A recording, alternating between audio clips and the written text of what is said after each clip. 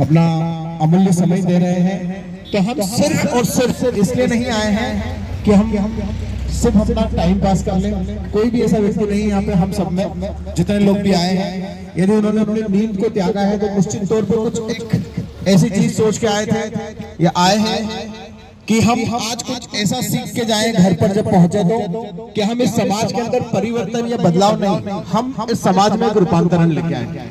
और आज जब आप घर जाएं तो राजकुमार साहब जो पिछले 20 वर्षों से लगे हुए हैं समाज सेवा को लेकर, तो ये 20 वर्ष आज का दिन जो है वो आपको लगे कि हाँ, हमने 20 वर्ष से लगातार किया, तो आज हम समाज को कुछ ऐसी चीजें दे रहे हैं जिसकी वास्तव में आज जरूरत है ना। चलिए, आज मैं शुरुआत उस घटना से करता हूं जो भी शायद यहाँ जितने भी लोग खड़े हैं सभी को पता है। मैंने बुक में लिखी है जिसका नाम रखा मैंने, आखिर बेटियां ही क्यों। तो मुझे कल एक तो कॉल आए, बोले सर एक प्रश्न करना है। मैंने कहा बोलिए। बोले आप कहते हैं कि बेटियों को बचाओ, बेटों को समझो समझाओ, ये हमने इस पे पढ़ा है और आपने बुक भी देखी है। तो आप मुझे एक बात बताइए, जो एक बेटी ने अभी अपने पति को जो काट कर एक ड्रम में डाल दिया है ना, तो बोले इसका क्या। तो मैंने कहा इसका जवाब आपको कल सुबह मिल जाएगा। तो बोले आपने तो सिर्फ फोकस बेटी पे किया। मैंने कहा आपने या तो बुक नहीं पढ़ी है या हमारा आपने अच्छे से समझा नहीं है। मैंने कहा बेटी बचाओ मैंने नारा नहीं दिया है ना, बेटी बचाओ तो 2015 के लगभग शायद सरकार ने नारा दिया है। तो उसको गौर कीजिए कि क्यों दिया है ना। यदि हम गौर करेंगे तो हमको पता चलेगा कि आज भी कई प्रदेश है जहां पर बेटियों की संख्या कम हो रही है और बेटों की संख्या बढ़ रही है। अर्थात हमारे देश में कन्या भ्रूण की हत्या लगातार हो रही है ना। 2000 से लेकर 2019 का भारत सरकार ने एक डाटा, एक आंकड़ा जारी किया था और उस आंकड़े के अनुसार 90 लाख से ज्यादा कन्या भ्रूण की हत्या हुई है।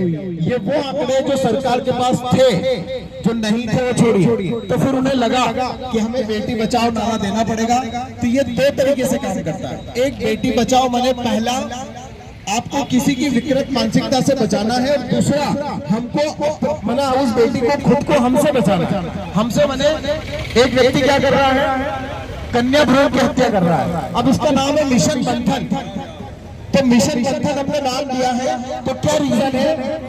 तो अब थोड़ी देर के लिए आप बहुत गौर से सुनेंगे और कोई किसी से भी बात नहीं करेगा, क्योंकि अब आपको मंथन करना है और बात यहाँ से लेकर हम ब्रिज तक करेंगे। सबसे पहले मेरे 2-3 प्रश्न है। अभी जो एक लड़की ने हत्या अपने पति की 15 टुकड़े किए, आप सोचिए उसकी माँ का एक इंटरव्यू जारी हुआ, ये तो सुना होगा आपने। उस इंटरव्यू में वो ये कहती है, उसके पिता ने भी ये कहा कि साहब मुझे पहले से ही अंदेशा था कि मेरी बेटी ऐसा कुछ करेगी। Am I right?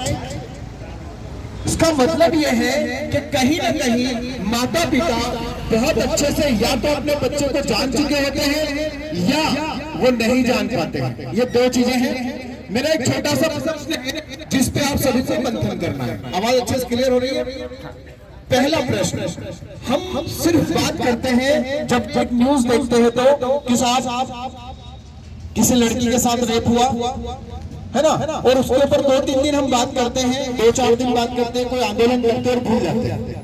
लेकिन हमने सरकार और कानून के अलावा दूसरी जगह पे ध्यान नहीं दिया, और जहां ध्यान देना था वो पार्ट था पेरेंटिंग का, परवरिश का।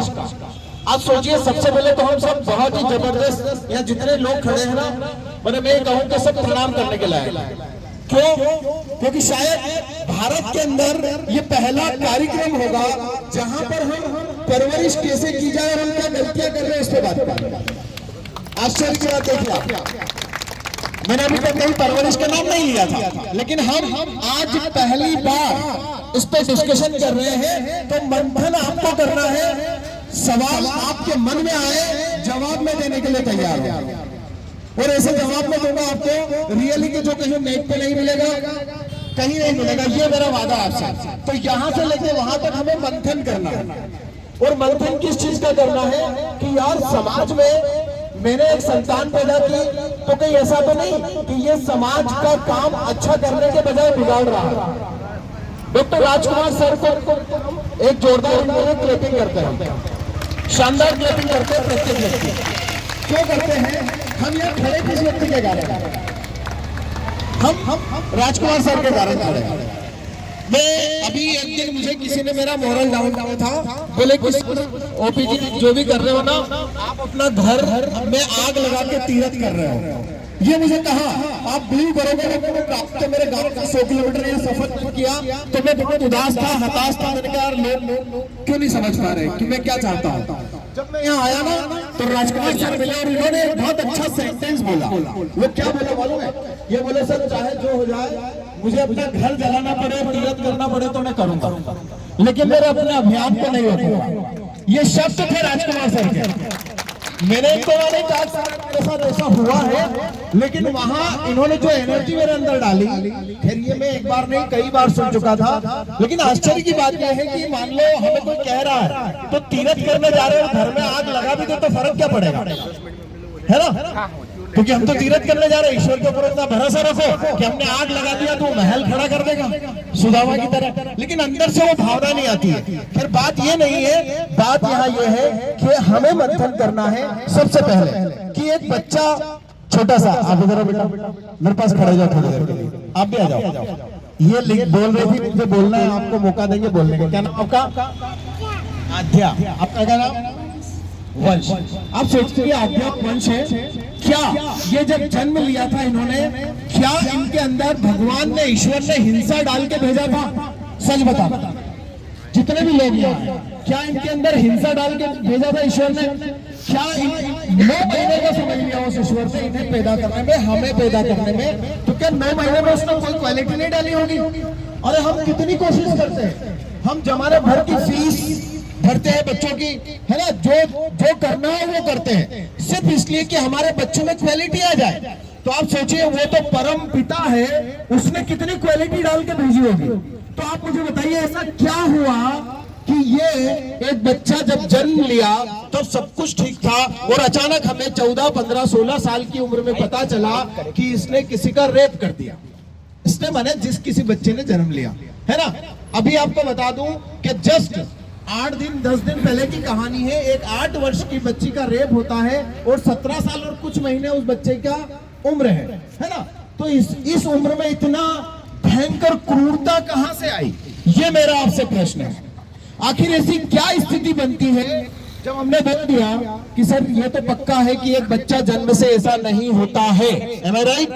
जब बच्चा जन्म से ऐसा नहीं होता है तो उस बच्चे के अंदर वो क्रूरता कहां से आई। लेकिन 2 चीजें बता दूं आपको, बहुत अच्छे से समझना ये, ताकि आप मंथन कर सके। विचार करना है आपको कहां तक, उस ब्रिज के नीचे तक। फिर हम बात करेंगे, फिर मैं अपना पॉइंट ऑफ व्यू रखूंगा और आपको वहां से क्या सीखना है ये लेके जाना। वो सीखने वाला पहला जो पॉइंट है मैं उस ब्रिज के नीचे दूंगा। और प्रत्येक व्यक्ति को ध्यान रखना, ये सिर्फ आपके बच्चे के लिए, मेरे बच्चे के लिए बिल्कुल नहीं है, ये है समाज के प्रत्येक बच्चे के लिए काम कर रहे हैं। हमें स्वार्थी बिल्कुल नहीं होना है। और एक और चीज मैं बहुत महत्वपूर्ण बता दूं यहीं पर कि आज के बाद डायरेक्टली कभी किसी बच्चे को यदि वो गलत भी कर रहा है तो समझाने बिल्कुल मत जाना। क्यों नहीं समझाना, उसके बहुत बड़े कारण हैं जो मैं आपको रास्ते में बताऊंगा। लेकिन पहला और सबसे महत्वपूर्ण जो बात है वो मैं फिर प्रश्न कर रहा हूं कि एक व्यक्ति 13 साल 14 साल की उम्र तक आते आते आखिर इतना क्रूर क्यों हो जाता है। और सब मिलकर गलती से भी सिर्फ मोबाइल के ऊपर इल्जाम बिल्कुल मत लगाना। मैं भी मोबाइल चलाता हूं, मेरी बेटी भी मोबाइल चलाती है, जितने खड़े हैं सब मोबाइल चलाते हैं और कई बच्चे मोबाइल चलाते हैं। लेकिन सारे बच्चे वायलेंट हो रहे हैं क्या? यस या नो? नहीं। तो वो क्या स्थितियां बनती है, पहली चीज। दूसरी चीज, कोई भी व्यक्ति जन्म से अपराधी नहीं होता है। आज भी हम जितने लोग यहाँ खड़े हैं वो 2 प्रकार के हैं।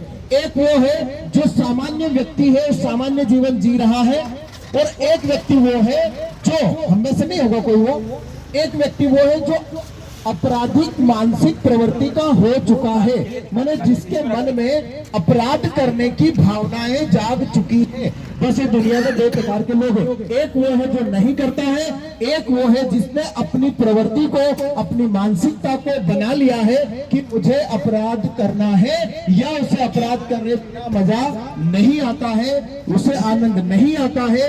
ऐसे भी इस दुनिया में लोग हैं। तो मेरा ये मतलब है कि यदि वो व्यक्ति कल तक सामान्य था, सामान्य जीवन जी रहा था, वो बच्चा सामान्य जीवन जी रहा था, तो वो पहली स्थिति क्या बनी कि उस बच्चे में हिंसा आई। अभी मैं आपको एक बताऊं, एक बच्चे को उसकी माँ ने मोबाइल में पबजी गेम खेलने से रोका, ठीक है।